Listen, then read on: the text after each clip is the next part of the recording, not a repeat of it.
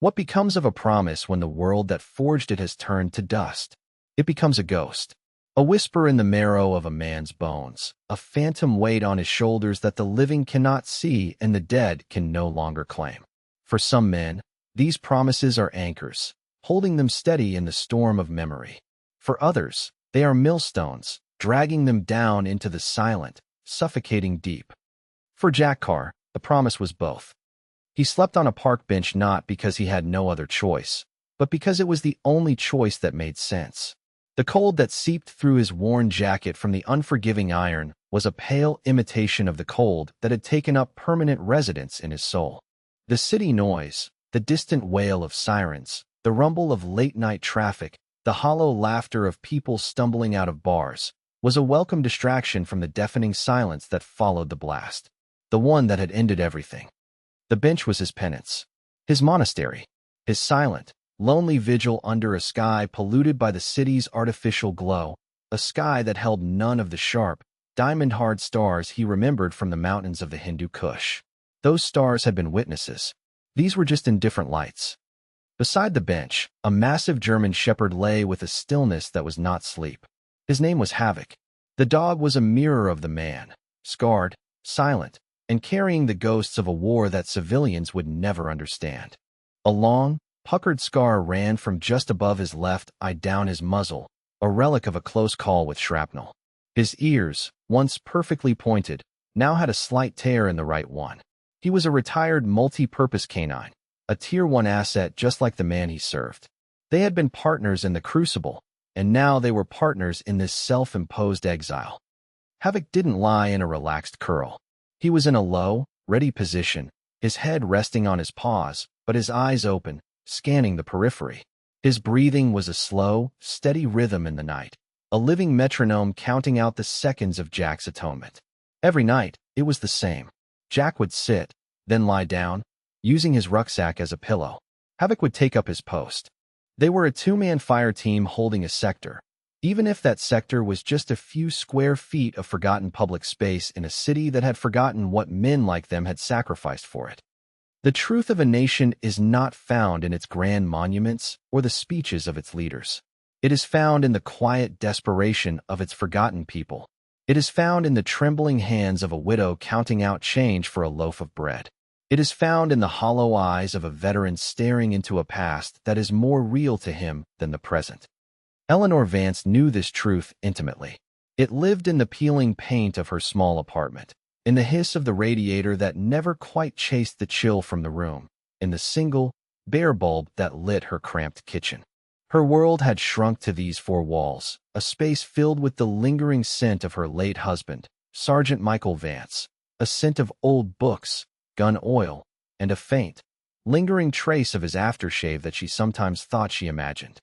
Michael had been a hero, not the kind they made movies about, but the real kind.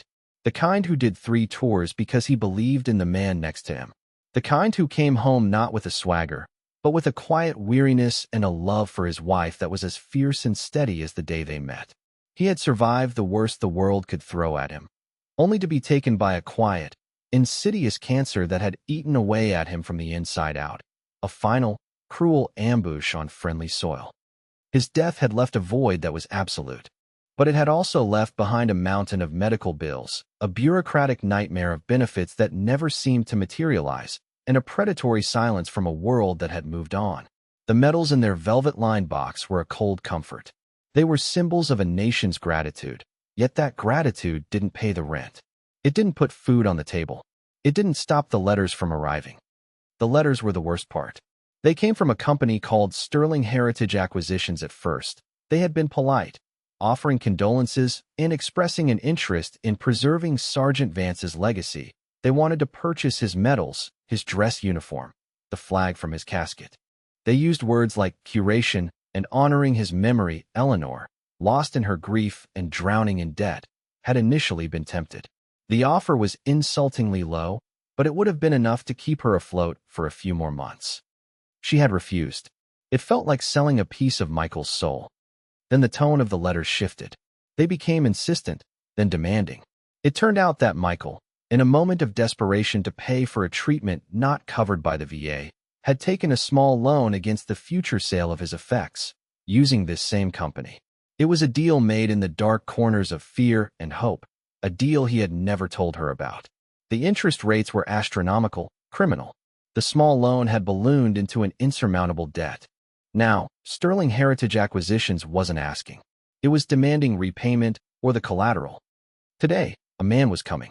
Not a man in a suit from a corporate office, but a field agent, the last letter had called him. The term was meant to be intimidating, and it was.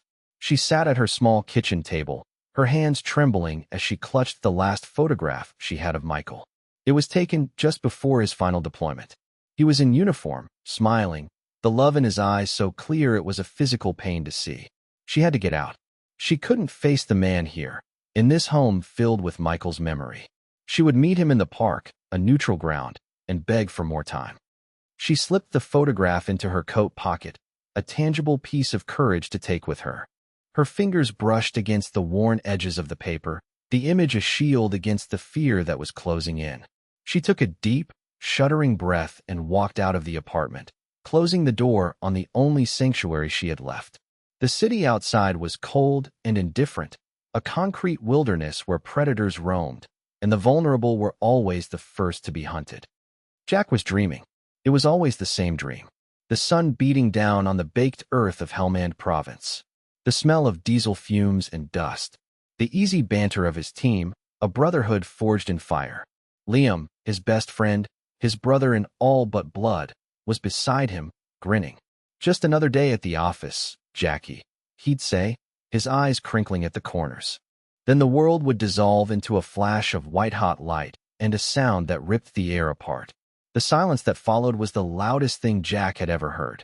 It was the sound of everything being gone. He woke with a jolt, his heart hammering against his ribs. The dream clung to him like grave dust. He sat up on the bench, his hand instinctively going to the hilt of the K-bar knife tucked into his belt, a reflex that would never leave him. The park was quiet, bathed in the gray, pre-dawn light. A fine mist hung in the air, making the world feel soft and indistinct. Havoc was no longer lying down. He was standing, rigid, his body a taut line of muscle. His head was cocked, his ears swiveling to catch a sound Jack couldn't yet hear. A low, almost inaudible growl rumbled in his chest. It wasn't a threat. It was an alert. The dog's posture was a textbook vanguard stance, a protective position Jack had seen him take 100 times in hostile territory. It meant one thing.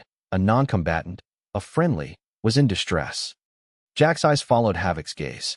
Across the manicured lawn, a woman was walking. She was older, her frame frail, her steps hesitant. She clutched her thin coat around her as if the garment were a suit of armor. Even from this distance, Jack could see the geography of grief and fear etched onto her face. She was a ship taking on water, struggling to stay afloat in a sea of trouble. As she passed a large oak tree, she stumbled. A small, white square fluttered from her pocket and landed unnoticed on the damp grass. She didn't break her stride, just kept moving toward the park's edge, her focus absolute. Havoc whined, a soft, high-pitched sound of concern. He looked from the woman to Jack, then back again. It was a question, an imperative. "Stay," Jack commanded softly. But Havoc disobeyed. It was the first time in their years together he had ever broken a direct command in a non-combat situation. With a fluid, silent grace that belied his size, he trotted across the grass. He didn't bark or bound. He moved with the purpose of a trained operator on a mission. He reached the fallen object, nudged it with his nose, and then gently, so gently, picked it up in his mouth. The dog's bite control was phenomenal. He could subdue a hostile target or carry an egg without breaking it. He turned and trotted back to Jack, his tail giving a single, low wag. He stopped before the bench and dropped the object at Jack's feet. It was a photograph. Jack bent down and picked it up. The paper was old, the edges soft with time. He turned it over. It was a soldier, a sergeant in the army, his uniform crisp, his smile radiating a warmth that felt alien in the cold morning air. Jack's breath caught in his throat. He knew that smile. He knew the quiet strength behind it. It was the same look he had seen on the faces of all the good men, the ones who believed, the ones who paid the price. He turned the photo over. On the back, written in a faded, elegant script, were the words, "My Michael. My love, my hero. Always. Eleanor." Below the inscription, almost invisible against the aged paper, was a series of small, stamped numbers and letters. S.H.A. 8774M. It was faint, looking more like a flaw in the paper than an intentional mark. But Jack's eyes, trained to spot anomalies, to see the thing that was out of place, locked onto it. It wasn't a random mark. It was a code, an inventory number. He'd seen similar markings on items recovered from black market arms dealers and antiquity smugglers. It was a way of tracking assets that were not meant to be tracked. A cold dread, different from the chill of the morning, began to creep up his spine. This wasn't just a lost keepsake. It was evidence. His attention was pulled back to the woman, Eleanor. She had reached the edge of the park where a black sedan with tinted windows was idling. A man got out of the passenger side. He wasn't tall or particularly muscular, but he carried himself with the cheap arrogance of a playground bully. He wore a suit that was a size too big, and his smile was a greasy, unpleasant thing. Jack couldn't hear their words, but he could read the body language perfectly. The woman's posture was pleading, her hands clasped in front of her.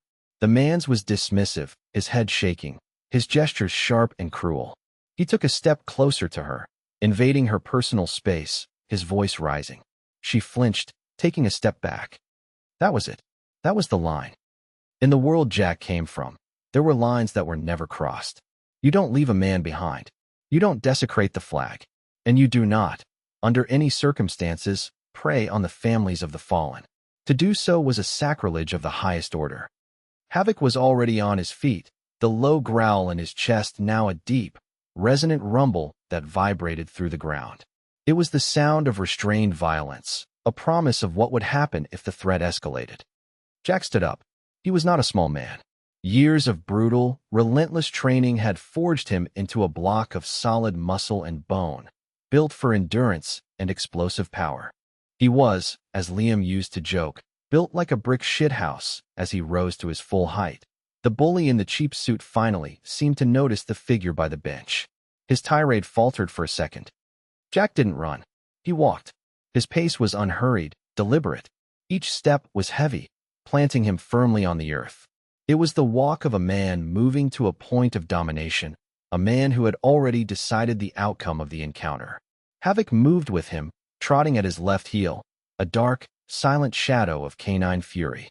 As they approached, the bully's greasy smile returned, a mask of bravado. "Can I help you, pal?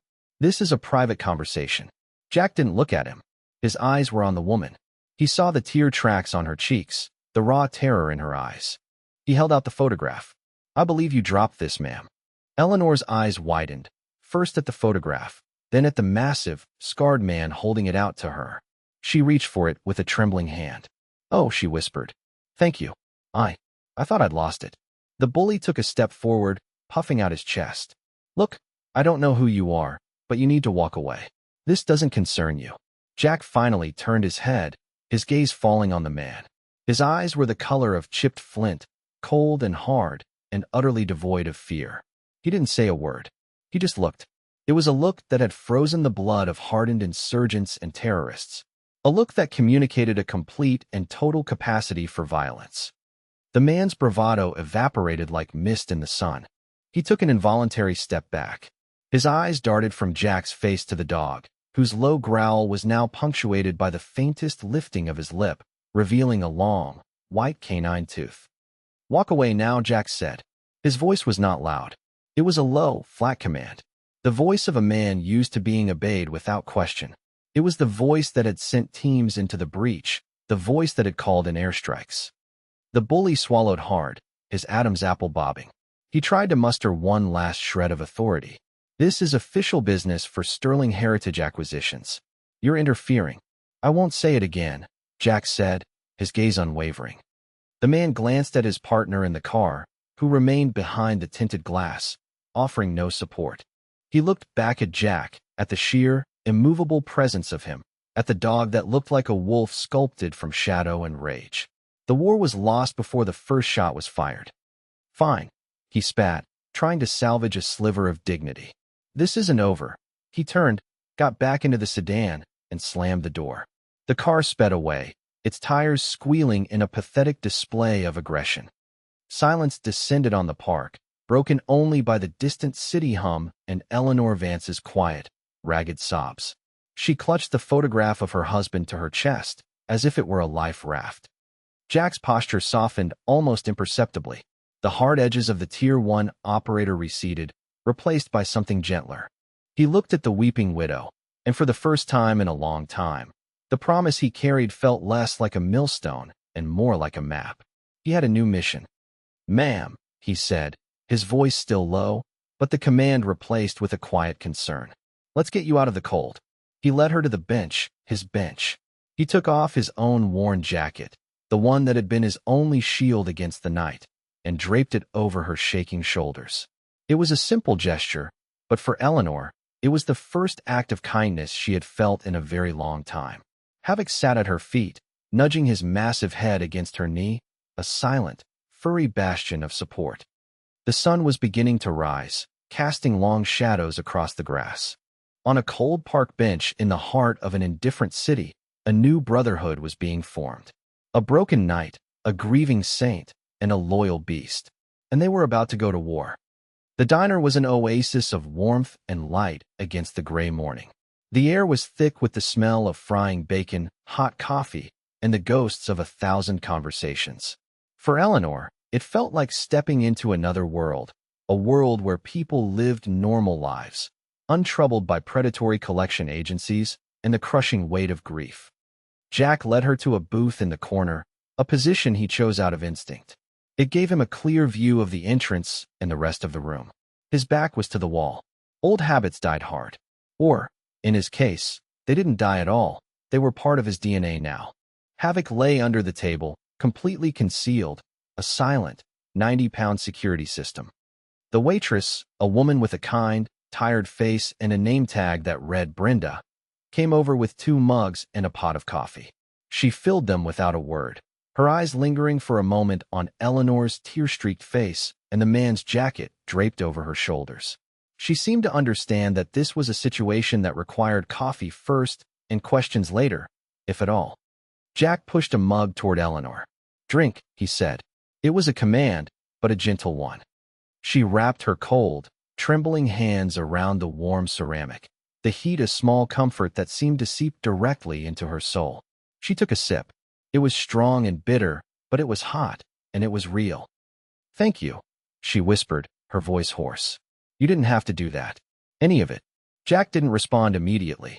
He watched her, his expression unreadable. He was assessing her, not as a threat, but as a victim. He was cataloging the signs of long-term stress. The pallor of her skin, the slight tremor in her hands that the cold alone couldn't account for, the way her eyes kept darting toward the door.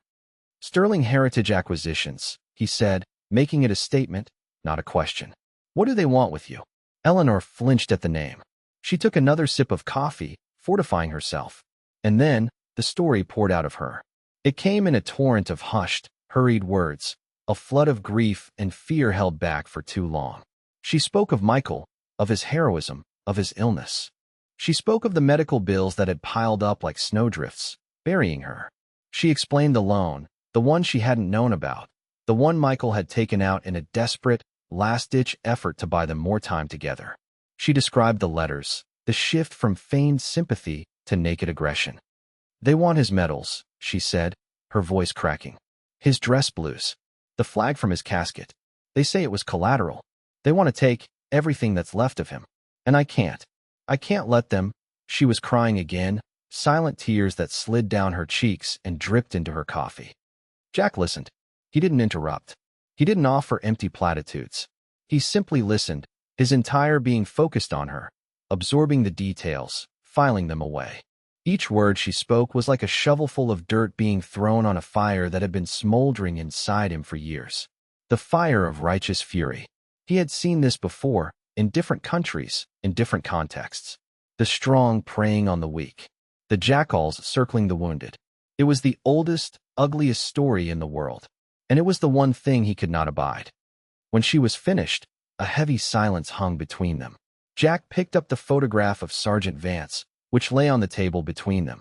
He studied the soldier's face, the honest eyes, the easy smile. He saw Liam. He saw all the men he had lost. They weren't just soldiers. They were husbands, sons, fathers. They had lives and loves and hopes that had been extinguished in a flash of violence. And this quiet, desperate suffering of the ones they left behind, was the long, slow echo of that explosion. "This number on the back," Jack said, his voice a low rumble. "SHA 8774M. Did they put it there?" Eleanor leaned forward, peering at the faint markings. I don't know. I've never noticed it before." "What is it?" "It's an inventory code," Jack explained. "The SH is for Sterling Heritage. The A likely stands for acquisition or asset. The M probably designates it as military. It means they've already cataloged your husband's memory as a piece of property. They did it before they even owned it. They were that confident they could take it from you." The clinical, cold-blooded nature of it struck Eleanor with the force of a physical blow. They had reduced her husband's life, his sacrifice, to a string of characters stamped on the back of his photograph. The thought was so obscene it stole her breath. "What kind of monsters are they?" she whispered. Jack's jaw tightened. The muscle bulged, a hard knot of controlled rage. "The kind that needs to be put down." He ordered them both breakfast. A full plate of eggs, bacon, and toast for Eleanor, and a black coffee for himself. She protested that she couldn't eat, but he insisted. "You need your strength," he said. It was the logic of a soldier. A body under stress needs fuel. An army marches on its stomach. A widow fighting for her husband's honor is a soldier in her own right. To his surprise, when the food came, she ate. Slowly at first, then with a hunger she hadn't realized she possessed. The simple act of eating a hot meal felt like an act of rebellion. While she ate, Jack pulled out a battered, old-school flip phone. It was a ghost phone, a burner, untraceable. He had a dozen of them, stashed in various caches around the city. He speed-dialed a single number. It rang twice before a voice answered. The voice was raspy, synthesized through a modulator that made it sound like gravel being ground under a tank tread. "You're off schedule." "I have a situation," Jack said, his voice low. "I need intel. A company called Sterling Heritage Acquisitions, based here in the city." There was a pause, then the sound of furious typing. "The art and antiquities dealer? High-end stuff. Run by a guy named Alistair Sterling. Supposedly clean, but always smelled bad. What's your vector?" "They're running a predatory loan scheme targeting military families," Jack said. "Specifically, Gold Star families. Coercing them into signing over service medals, presentation flags, personal effects. I have an inventory code, SHA 8774M. I need to know what it links to. I need to know everything. How deep it goes. Who Sterling is. Where he operates. His vulnerabilities." The voice on the other end, the voice of the man Jack knew only as Ghost, went silent for a moment. Ghost was a brother. A Marine Force Recon Comm specialist who had lost both his legs to the same IED that had taken Liam and shattered Jack's world. Now, he lived in a basement in San Diego, a digital phantom waging a one-man war from behind a bank of monitors. He was Jack's eyes and ears, his connection to a world of information that existed in the shadows. Gold Star families. Ghost's synthesized voice was flat, but Jack could hear the rage simmering beneath the digital distortion. It was personal. For both of them. "Give me 30 minutes. I'll be at the Northbridge Motel, room 112, Jack said. "Get her out of the open." "Copy that," Ghost replied. "Watch your six. These corporate predators have their own kind of muscle." The line went dead. Jack finished his coffee. Eleanor had finished her meal. The color was returning to her cheeks. The food, the warmth, the feeling of having an ally. It was a potent combination. For the first time in months, the suffocating blanket of despair had lifted, just enough for a sliver of light to get through. "We're moving," Jack said, standing up and dropping a few crumpled bills on the table, more than enough to cover the check. "You're not going back to your apartment. It's not safe." Eleanor didn't question him. She simply nodded. The man who had been a stranger an hour ago now felt like the only solid thing in a world that had dissolved into chaos. She followed him out of the diner, the man's old jacket still wrapped around her. Havoc emerged from under the table and fell into step beside her, his presence a warm, reassuring weight against her leg. They walked the few blocks to the Northbridge Motel, a nondescript, two-story building that promised anonymity and little else. Jack paid for a room in cash, using a name that wasn't his. Room 112 was on the ground floor, at the far end, with a window that looked out onto a brick wall. It was perfect, defensible. He ushered Eleanor inside. The room was sparse and clean. 2 beds, a small table, a television bolted to the wall. He did a quick sweep of the room, checking the closet, the bathroom, behind the curtains. A professional clearing, done in seconds. Stay here. Lock the door behind me. Don't open it for anyone but me, he instructed. I'll knock 3 times, pause, then twice more. Got it. She nodded, her eyes wide. Where are you going? To get my truck. And some gear, he said. This is just a temporary halt. The mission isn't over. She locked the door as he left, the click of the deadbolt loud in the quiet room. She sat on the edge of one of the beds, the photograph of Michael still clutched in her hand. A motel room. A stranger who moved like a panther and spoke like a general. A dog that seemed to understand human sorrow. It was surreal. But for the first time since Michael's death, she felt a flicker of something she had thought was gone forever. Hope. She wasn't just a victim anymore. She was under the protection of the wolf. And the wolf was about to go hunting. Jack's truck was his only material possession of any real value. It was a slightly battered, dark gray Ford F-150 Raptor, a beast of a machine that he had bought with his combat pay before everything went sideways. He kept it parked in a long-term garage on the industrial edge of town, another ghost in his network of hidden resources. Inside a locked tool chest in the truck's bed was his go bag. It wasn't filled with weapons of war. Not anymore. Those days were over. This was a different kind of gear for a different kind of war. He moved through the city with an efficiency that was born of years of practice. He avoided main streets, using alleys and side roads, his internal GPS mapping the path of least resistance, least observation. He was a gray man, invisible, just another face in the crowd, but beneath the surface, every sense was on high alert. He was a predator moving through another predator's territory. At the garage, he paid the attendant in cash and made his way to the far corner where the Raptor sat coated in a thin layer of dust. The engine turned over with a deep, throaty rumble that vibrated in his chest. It was the sound of power, of potential. He unlocked the tool chest. Inside, nestled in custom-cut foam, was his kit. A high-end laptop in a hardened case. A satellite phone. A set of sophisticated lockpicks. A small, powerful listening device. A medical kit far more advanced than any standard first aid setup. And tucked in a side compartment, a Glock 19 and 3 extra magazines. He hadn't touched it in years. He hoped he wouldn't have to touch it today. But hope was not a strategy. He drove back, toward the motel, the city unfolding around him. The opulence of the financial district, with its gleaming towers of glass and steel, gave way to the grimy, workaday neighborhoods, and then to the liminal spaces where places like the Northbridge Motel existed. He saw the city not as a place of homes and businesses, but as a battle space. He saw choke points, fields of fire, avenues of approach and retreat. He saw the hunters and the hunted. When he got back to room 112, he knocked. 3 times, a pause, then twice more. The door opened a crack, then wider when Eleanor saw it was him. He stepped inside, Havoc at his heel, and locked the door behind them. He placed the laptop on the small table and powered it up. "Did you hear from your friend?" Eleanor asked, her voice barely a whisper. "Ghost is never late," Jack said. As if on cue, a secure chat window popped up on the laptop screen. The icon was a simple, stylized ghost. The text appeared, rapid fire, with no preamble.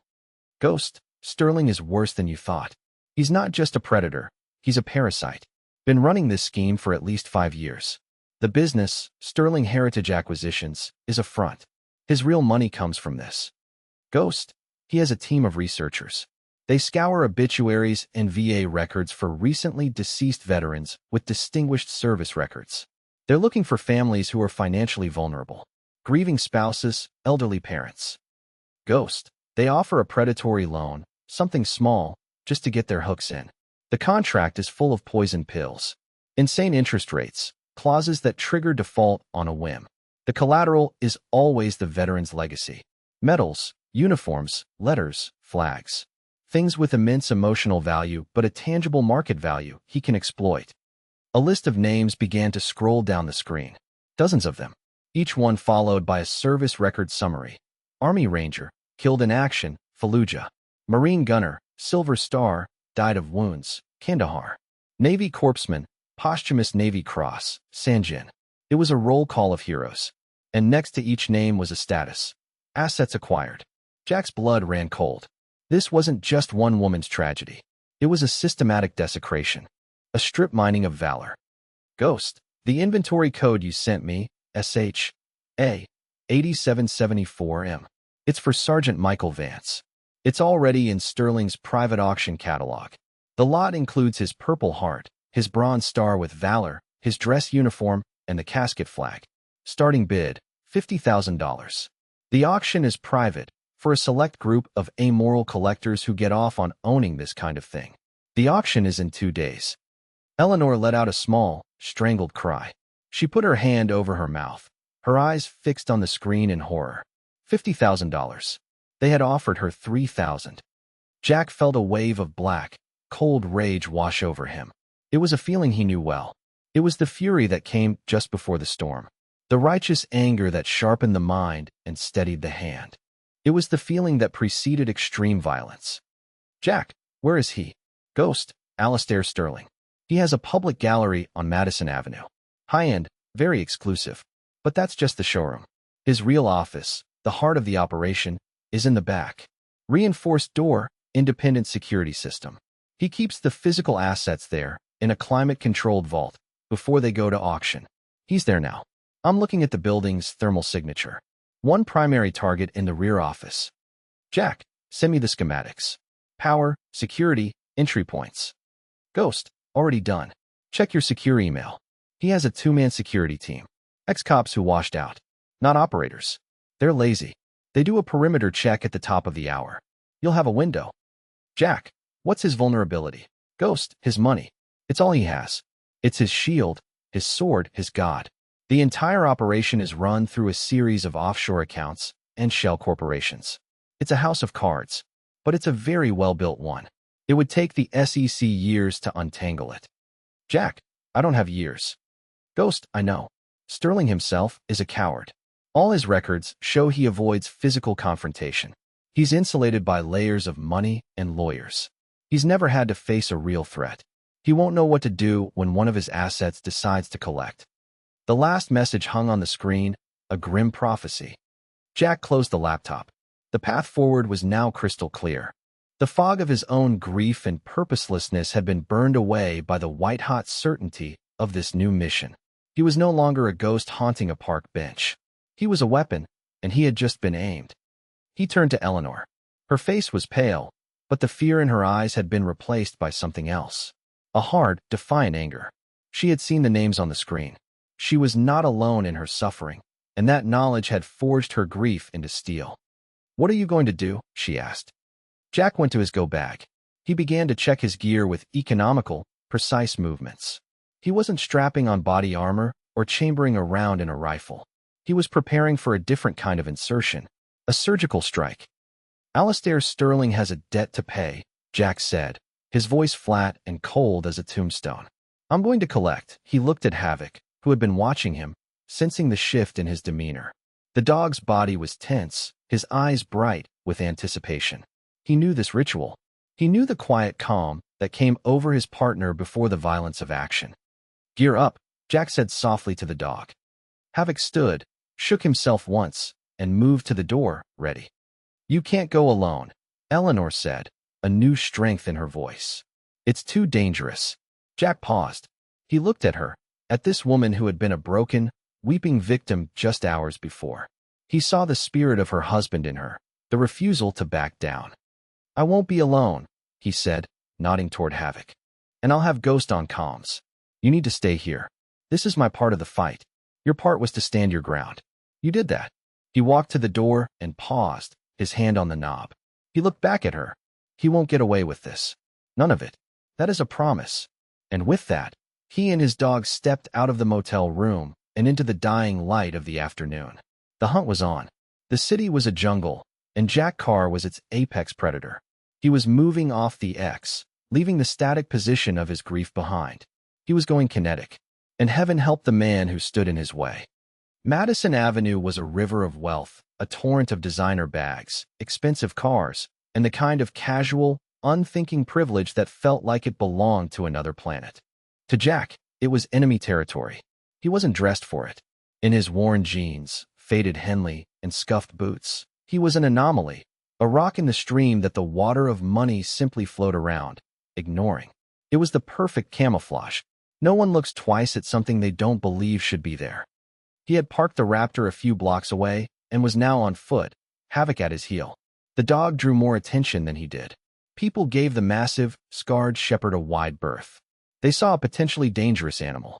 They didn't see the disciplined, intelligent Tier 1 asset who was currently conducting his own silent reconnaissance, his nose sampling the air, his ears cataloging every sound. They stopped across the street from the address Ghost had given him. Sterling Heritage Acquisitions. It wasn't a garish, flashy storefront. It was understated, exclusive, and intimidating. The name was written in discreet gold lettering on a black marble facade. The single large window displayed not a collection of items, but one single object, a samurai helmet from the Edo period, resting on a pedestal under a single, dramatic spotlight. The message was clear. We don't sell things, we sell history, and you probably can't afford it. Jack observed. He melted into the flow of pedestrians, just another person waiting for the light to change, but his mind was a supercomputer processing data. He clocked the cameras, one over the door, another with a wider angle covering the sidewalk. Both standard, easily looped or bypassed. He saw the two security guards Ghost had mentioned. They were sitting in a small alcove just inside the door, looking bored. One was reading a newspaper, the other staring at his phone. Lazy, complacent. He did a slow lap of the block, Havoc padding silently beside him. The back of the building opened onto a narrow, private alley. A steel service door, a dumpster, and another camera. This was the entry point. According to Ghost schematics, the door was wired to a silent alarm that fed directly to the security station at the front. The lock was a high-grade Medico. Child's play. He found a spot in a recessed doorway across the alley, a pocket of shadow that swallowed him and his dog completely. He checked his watch. 5:52 p.m. The gallery closed to the public at 6. Sterling would likely stay later to handle his real business. The guards would get even lazier. He pulled out his burner phone and sent a simple text to Ghost. Eyes on. In position. The reply was instantaneous. Copy. The guards' names are Miller and Russo. Miller's ex-NYPD, forced retirement for a gambling problem. Russo's a former corrections officer fired for excessive force. They're thugs, not professionals. Sterling is still in the rear office. Phone records show he's making calls to his auction list. Priming the pump. Jack felt a surge of disgust. Sterling was on the phone right now, selling Michael Vance's honor to the highest bidder. At 6 p.m. on the dot, a chime sounded from inside the gallery. Miller, the ex-cop, got up, locked the front door, and flipped the sign to close the lights in the main gallery dimmed, leaving only the single spotlight on the samurai helmet. Jack waited. Patience was a weapon, and he was an expert in its use. He had waited in hides for days on end, motionless, surviving on sheer force of will. Waiting 15 minutes in a shadowy alley was nothing. At 6:15 p.m., as Ghost predicted, the back alley door opened. Russo, the ex-CO, stepped out. He did a cursory scan of the alley, his eyes sliding right over the deep shadow where Jack and Havoc stood, completely still. He yawned, stretched, and lit a cigarette. He was sloppy. His focus was on his smoke break, not on his job. This was the window. Jack sent another text, going dark. He didn't wait for a reply. He moved. He and Havoc detached from the shadows as one entity, flowing across the alley with a preternatural silence. Russo was facing away from them, blowing a smoke ring into the grimy air. He never heard them coming. Jack didn't use a weapon. He didn't need one. He used his body as a tool. His left hand clamped over Russo's mouth, stifling any sound. His right arm snaked around the man's chest, locking him in an iron grip. He lifted the 220-pound guard off his feet, as if he were a child, and propelled him backward into the deeper shadows of the alley. Russo's eyes went wide with panic. He struggled, but it was like struggling against a hydraulic press. Jack applied precise pressure to the carotid artery in the man's neck. It wasn't a chokehold meant to cause pain or damage. It was a sleeper hold, a clean, efficient technique for inducing unconsciousness. In less than 5 seconds, Russo went limp, his cigarette dropping from his slack fingers. Jack lowered him gently to the ground, propping him up against the wall so he looked like a vagrant sleeping it off. Havoc had stood by, utterly silent, ready to intervene if necessary. Now, he gave a soft whine and nudged Russo with his nose, checking for vital signs. The dog was clearing the area, ensuring the threat was neutralized, not eliminated. Jack turned his attention to the steel door. The alarm sensor was a small magnetic contact. He pulled a tiny, powerful magnet from his pocket and placed it over the sensor, tricking the system into thinking the door was still closed. Then he took out his pick set. The Medico lock was complex, with angled pins designed to resist picking. For a locksmith, it might take 10 minutes. For Jack, whose fingers had been trained to disarm bombs and field strip weapons in total darkness, it took 30 seconds. He felt the pins align, the tension wrench turned, and the lock clicked open with a soft, satisfying snick. He opened the door just enough to slip inside, Havoc following at his heels. They were in a small, utilitarian hallway. The air smelled of disinfectant and old paper. A single camera was mounted on the ceiling, its red light blinking. Ghost was already in the system. As Jack passed under the camera, the image on Miller's monitor up front would have frozen on an empty hallway. They moved down the corridor. Jack's boots made no sound on the linoleum floor. Havoc's paws were completely silent. They were two ghosts moving through the machine. At the end of the hall was a heavy oak door. It looked old, impressive, but Jack knew from the schematics that it was just a facade. The Real security was the steel frame and the electronic keypad lock next to it. Ghost had already sent him the 6-digit code. He keyed it in. The lock buzzed softly, and the heavy door swung inward. He didn't knock. Alistair Sterling's office was a monument to narcissism and greed. The walls were lined with shelves holding priceless artifacts, Roman coins, Egyptian statuettes, illuminated manuscripts. A massive mahogany desk dominated the room, its surface polished to a mirror shine. And behind that desk sat the man himself. Alistair Sterling was in his late 50s, with slicked-back silver hair, a soft, fleshy face, and the manicured hands of a man who had never done a day of real labor in his life. He was wearing an exquisitely tailored suit and speaking into a gold-plated telephone, a shark-like smile on his face. "Absolutely, Senator," Sterling was saying, his voice oozing sycophantic charm. "The provenance is impeccable, a true piece of American history. The bidding will start at 50, but between you and me, I expect it to go much higher. The story behind it is just so tragic. It adds to the value, you see." He was selling Michael Vance's soul. Sterling hadn't noticed them yet. He was completely absorbed in his world of money and influence. Jack stepped fully into the room, letting the heavy door close behind him with a solid, definitive thud. Sterling's head snapped up. His eyes, which had been alight with greed, now registered confusion, then annoyance. "Who the hell are you?" he demanded, his voice sharp with the indignation of a man whose sanctuary had been breached. "The gallery is closed. How did you get in here?" Jack didn't answer. He just stood there, a few feet inside the door, a massive, immovable object.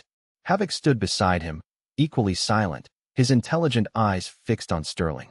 The dog wasn't growling. He didn't need to. His presence alone was a physical threat. Sterling's annoyance began to curdle into fear. He was used to people who were intimidated by his wealth, by his office, by his name. This man was different.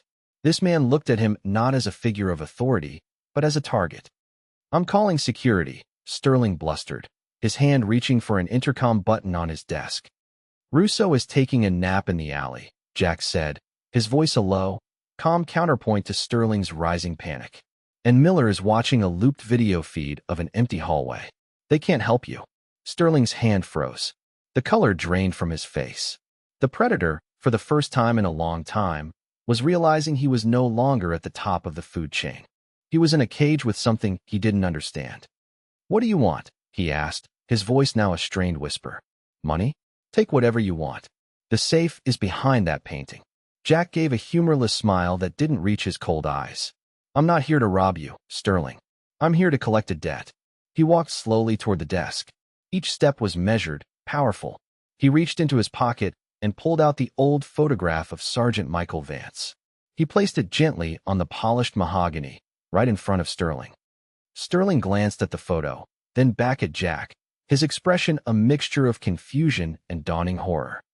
"SH-A 8774 M," Jack said softly. "That's the number you stamped on the back of his memory. You valued his sacrifice, his honor, his wife's grief, at $50,000.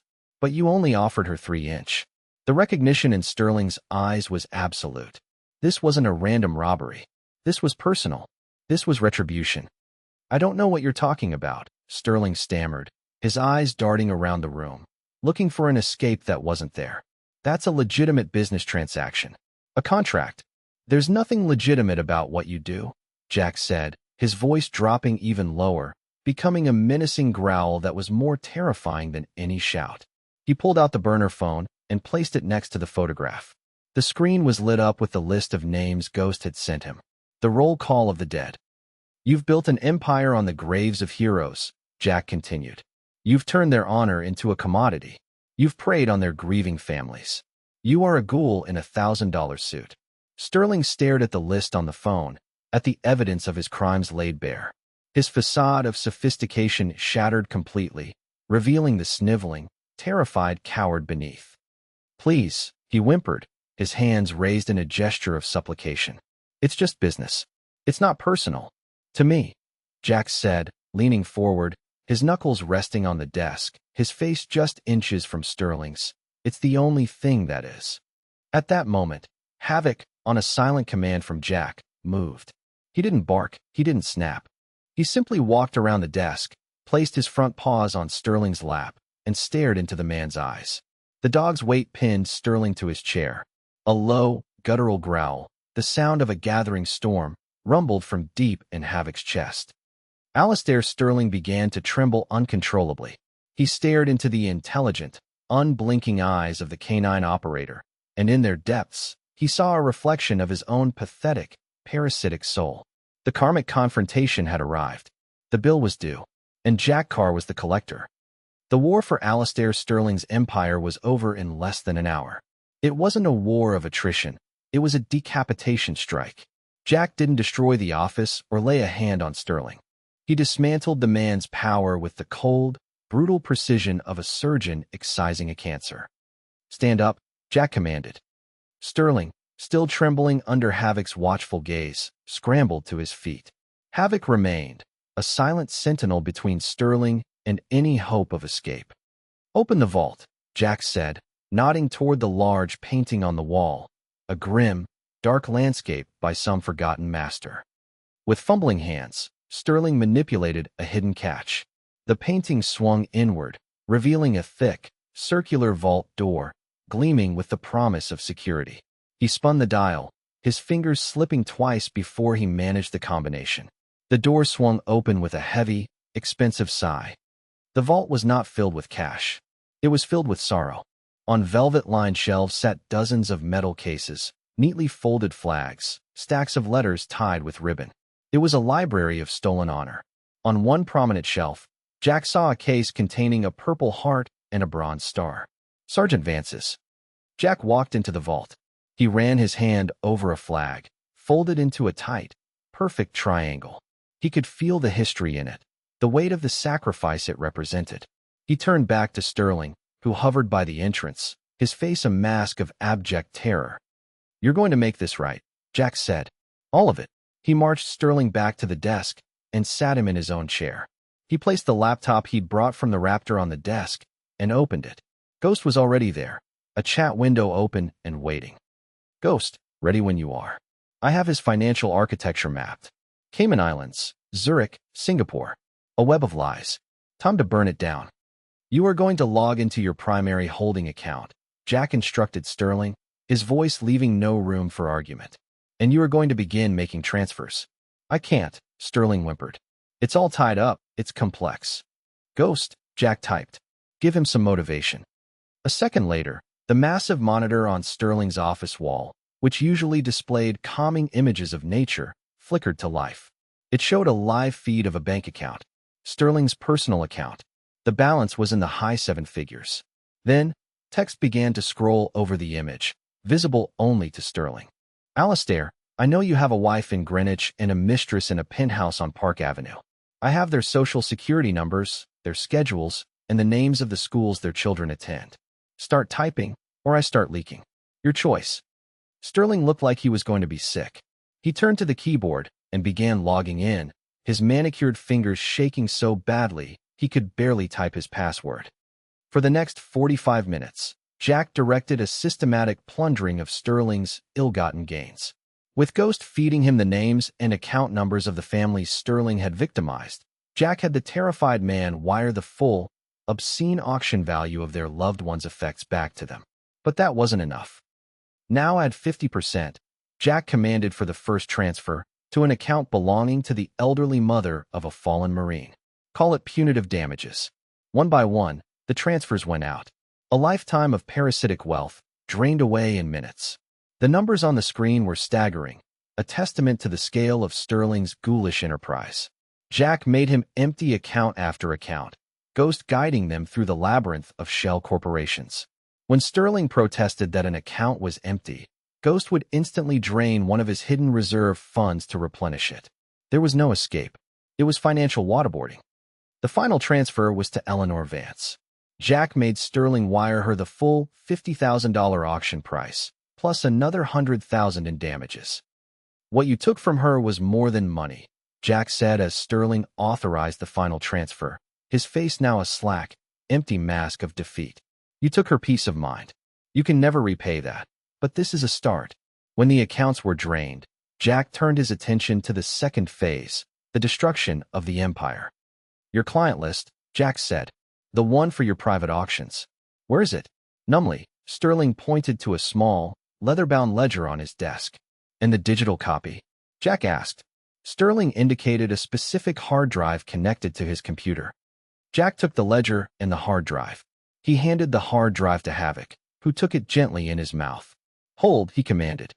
Then, he looked at Sterling. Your operation is over. Your money is gone. Your reputation is about to be. He took out his burner phone and made a call. He didn't speak to a person, but to an anonymous tip line. I have information for the FBI's art crime team, he said, his voice disguised, flat and robotic. Alistair Sterling, of Sterling Heritage Acquisitions on Madison Avenue, is running a massive fraud and trafficking ring involving stolen military decorations and effects. The evidence, including his client list and transaction records, can be found in a leather-bound ledger on his desk. He is in his office now. You'll also find his security guard, Russo, sleeping off a bender in the back alley. You should probably send an ambulance for Mr. Sterling. He appears to be having a breakdown. He hung up. He walked back into the vault. He began carefully, reverently, gathering the stolen memories. He packed Michael Vance's medals and flag into a small, respectful bundle.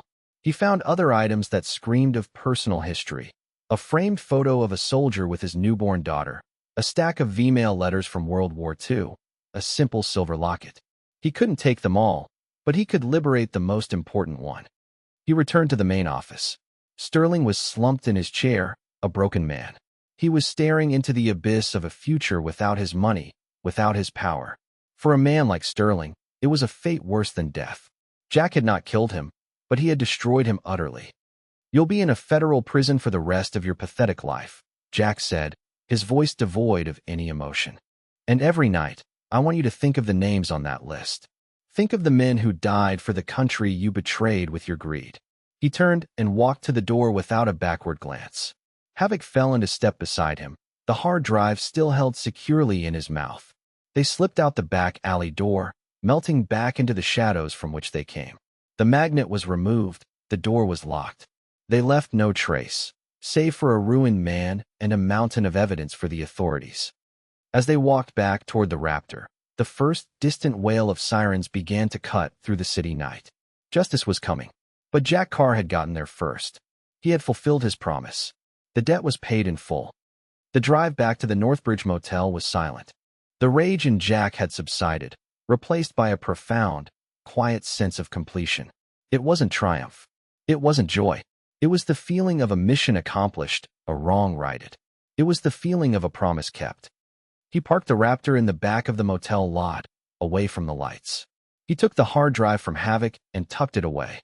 He carried the small, precious bundle containing Sergeant Vance's effects. He knocked on the door of room 112. 3 times, a pause, then twice more. The door flew open almost immediately. Eleanor stood there, her face etched with anxiety. She hadn't slept. She had been pacing the small room, waiting, fearing the worst. When she saw him, whole and unharmed, a wave of relief washed over her so powerful it made her weak in the knees. "You're back," she breathed. "I'm back," he confirmed, stepping inside. Havoc went immediately to her, nudging her hand with his head, as if to reassure her himself. Jack placed the bundle on the bed. "This belongs to you," he said gently. With trembling fingers, Eleanor unwrapped the cloth. She saw the familiar velvet of the metal case. She opened it. The purple heart and the bronze star gleamed up at her, silent testaments to her husband's courage. Beside them was the folded flag. She lifted it, holding it to her chest, her eyes closing as she inhaled the faint scent of cedar from the vault. It was a piece of him, returned from the clutches of the ghouls. Tears streamed down her face. But these were not the tears of grief and fear he had seen in the park. These were tears of relief, of gratitude, of catharsis. "How?" she whispered, looking up at him, her eyes shining. "How did you do this?" "I made him give it back," Jack said simply. "All of it." He pulled out his burner phone and showed her the confirmation of the wire transfer to her account. Her eyes widened at the numbers. It was more money than she had ever seen in her life. Enough to live comfortably, to be free of the worry that had been her constant companion for so long. "He won't be bothering you, or anyone else, ever again," Jack added. "The FBI has him. They have everything." Eleanor looked from the phone to the medals, then to the quiet, formidable man standing before her.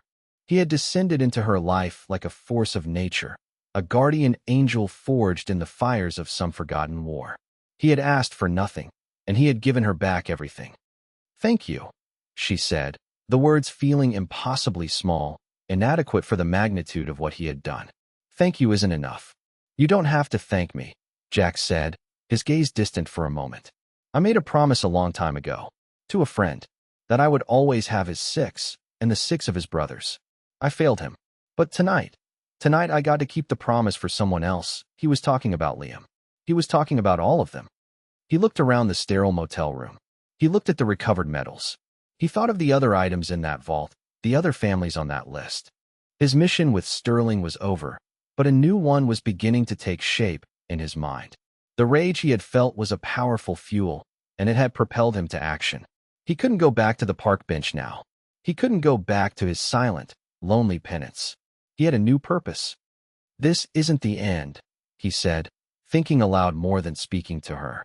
"There are more. More families like yours. More predators like Sterling. This was just one battle." Eleanor listened, and she understood. She saw the fire in his eyes, the restless energy that now animated him. He was a warrior without a war, and he had just found a new one. A war fought not on foreign soil, but in the heart of his own country, for the soul of its forgotten heroes. "You can't do it alone," she said, her voice firm, echoing her words from before. But this time they were not a plea. They were a statement of fact, an offer. A new idea began to form between them, a shared vision born from tragedy and righteous anger. The money in her account wasn't just for her. It was a war chest. The man before her had the skills. His friend, Ghost, had the intelligence network. And she had the heart. She understood the pain of these families in a way no one else could. "No," Jack said, a slow smile touching his lips for the first time, a real one that reached his eyes. "I can't. We can't." Several months passed. The chill of autumn gave way to the deep cold of winter, and then melted into the tentative warmth of a new spring. The city, with its noise and its ghosts, was far behind them.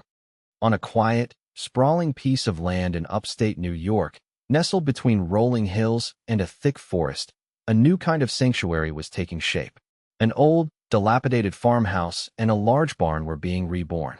The property had been purchased with a portion of the funds liberated from Alastair Sterling, legally funneled through a newly created nonprofit foundation. The foundation was called the Vance Watch. It wasn't a charity in the traditional sense. It was a rapid response force, a place of refuge and an operational headquarters. Its mission was simple: to protect the families of the fallen from the predators who saw their grief as an opportunity. Jack was on the porch of the farmhouse, sanding a piece of wood for a new railing. The work was hard, physical, and honest. It was grounding. He was no longer gaunt. He had filled out. The harsh lines on his face softened. The haunted look in his eyes was gone, replaced by a calm, steady focus. He was still a warrior, but his battlefield was now one of hope and restoration. Havoc lay at his feet, no longer in a tense state of alert, but in a deep, peaceful sleep, his side rising and falling with the gentle rhythm of his dreams. The sun warmed his dark fur. The scars were still there, but they seemed less like wounds and more like history. Eleanor came out of the house, carrying 2 glasses of iced tea. She was transformed. The frail, terrified woman from the park was gone.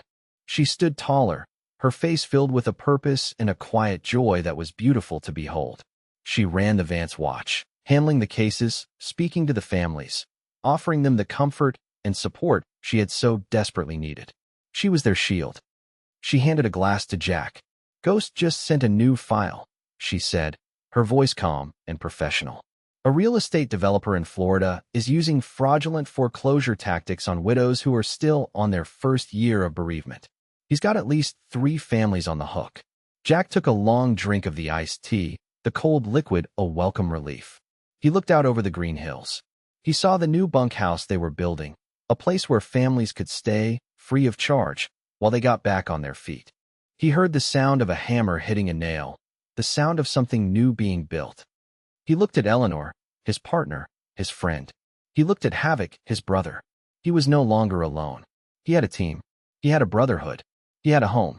The promise he had made to Liam in the dust of Afghanistan had found its true meaning here, in the quiet green of a peaceful valley. "All right," Jack said, putting down his glass and wiping his hands on his jeans. "Tell Ghost to send me the package. Looks like we're going to Florida." He stood up, and Havoc was instantly awake and on his feet, looking up at him, ready. The mission continued. The war was far from over. But now, the broken knight had a reason to fight, a place to call home, and a peace he had thought was lost to him forever. He was no longer a ghost, and the promise was no longer a burden. It was a light, guiding him through the darkness. And he would follow it, wherever it led.